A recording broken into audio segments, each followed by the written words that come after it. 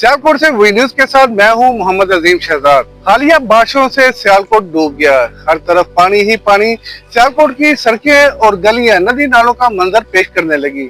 दुकानों और रहायशी इलाकों में पानी जो है वो घरों के अंदर दाखिल हो गया। इस पर जिले हुकूमत क्या कार्रवाई कर रही है, क्या तैयारियां कर रही है, जानते हैं इस रिपोर्ट में।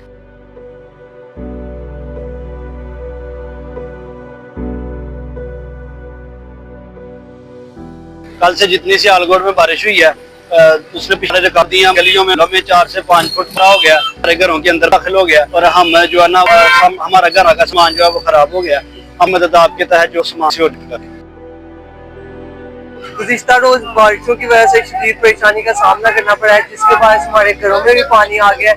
मजीद रही से कसर जो है वो लाइट ने बिजली वालों ने निकाल दिया, रात सारी बिजली गायब रही है, जिस वजह से हमें बहुत ज्यादा परेशानी का सामना करना पड़ा है। इस वक्त सियालकोट में अर्बन और रूरल दोनों किस्म की फ्लडिंग जो है वो अनप्रेसिडेंटेड लेवल्स पर है। 2014 से भी बहुत ज्यादा एक्सेसिव लेवल पर है। कल रात से बारिश हो रही थी और इधर 405 mm बारिश हो गई और अब रात की भी जो बारिश है 112 mm मिला के इस वक्त 505 mm बारिश है जो 2 दिन में यहाँ पे हो चुकी है, जो कि अनप्रेसिडेंटेड है।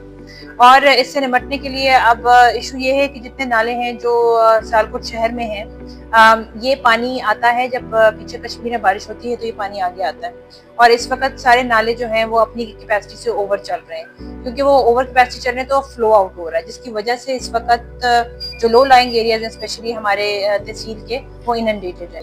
ये जो बारिश की सूरत हाल है मुख्तलिफ तहसीलों में, इसकी वजह से कुछ ऐसे एरियाज हैं जो कट ऑफ हो गए हैं बाकी आबादी से, तो उधर भी जो है ना इस वक्त हम रिलीफ एक्टिविटीज थ्रू बोट्स कर रहे हैं, जैसे चपरार के रीजन में, वजवात के रीजन में। तो इस वक्त आर्मी को भी डिप्लॉय कर दिया गया है और 12 गांव कम से कम समरयाल में जो है वो आर्मी ने टेक ओवर किए हैं और वहाँ पे वो रेस्क्यू रिलीफ एफर्ट्स जो है वो सिविल एडमिनिस्ट्रेशन के साथ मिलकर कर रही है। इसके अलावा भी बाकी तमाम तहसीलों में भी जो है वो ये रेस्क्यू एफर्ट्स जारी हैं।